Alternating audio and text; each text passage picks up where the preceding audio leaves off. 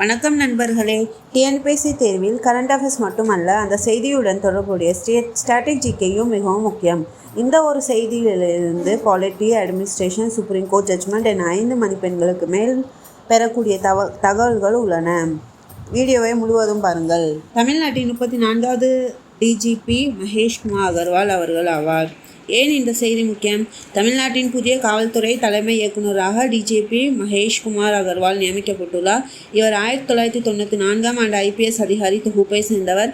தற்போது border security force சிறப்பு இயக்குநராக பணியாற்றி வந்த நிலையில் தமிழ்நாடு காவல்துறையின் தலைவராக நியமிக்கப்பட்டுள்ளார். டிஜிபி என்றால் என? காவல்துறை தலைமை இயக்குனர். இவர் மாநில காவல்துறையின் மிக உயர்ந்த பதவியாகும். மாநில காவல்துறையின் ஒட்டுமொத்த தலைவர் ஆவார். மாநிலத்தில் சட்டம் மற்றும் ஒழுங்கை பராமரிக்கும் முக்கிய அதிகாரி. மாநில அரசுக்கு காவல்துறை மற்றும் பாதுகாப்பு தொடர்பான முக்கிய ஆலோசனைகளை வழங்குவார். இவர் வகித்து வந்த முக்கிய பதவிகள்: தேனி மாவட்ட காவல் கண்காணிப்பாளர், தூத்துக்குடி மாவட்ட காவல் கண்காணிப்பாளர், சென்னை மாநகர காவல் ஆணையர், மதுரை மாநகர காவல் ஆணையர், CBCID பிரிவு அதிகாரி, BSF ஸ்பெஷல் டைரக்டர் ஜெனரலாக மத்திய அரசு பணியில் பணியாற்றியுள்ளார். மாநிலத்தின் டிஜிபி நியமனத்திற்கு தகுதியான மற்றும் மூத்த IPS அதிகாரிகளின் பட்டியலை மத்திய பொதுப்பணி ஆணையம் தயார் செய்து மாநில அரசுக்கு பரிந்துரைக்கும். அதிலிருந்து ஒருவரை மாநில அரசு தேர்வு செய்யும்.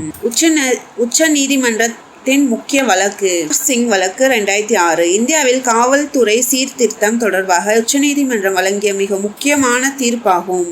இதன் முக்கிய அம்சங்கள்: காவல்துறை சீர்திருத்தம், டிஜிபிக்கு நிலையான பதவிக்காலம், அரசியல் தலையீடு குறைப்பு.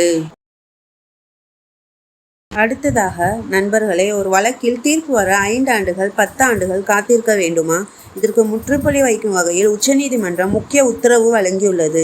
இந்த செய்தியை TNPSC தேர்வு பார்வையில் முழுமையாக பார்க்கலாம். உச்சநீதிமன்றம் தனது சமீபத்திய தீர்ப்பில் கூறியுள்ளதாவது: ஒரு வழக்கின் விசாரணை முடிந்த பிறகு தீர்ப்பை நீண்ட காலம் ஒத்திவைக்க கூடாது.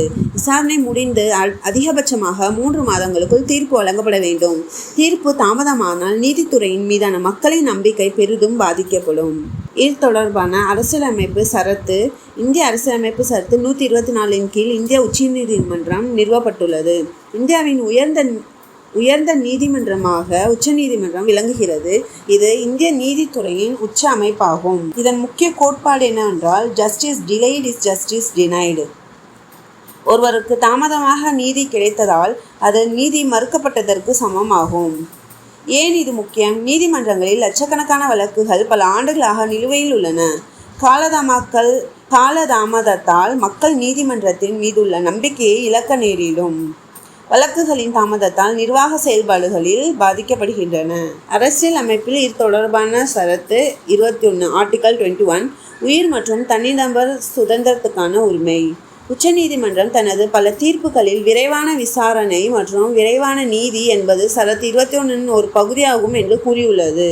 இந்திய நீதித்துறையின் சவால்கள் என்னவென்றால், உச்சநீதிமன்றம், உயர் நீதிமன்றங்கள் மற்றும் கீழமை நீதிமன்றங்கள் என அனைத்து நிலைகளிலும் லட்சக்கணக்கான வழக்குகள் நிலுவையில் உள்ளன.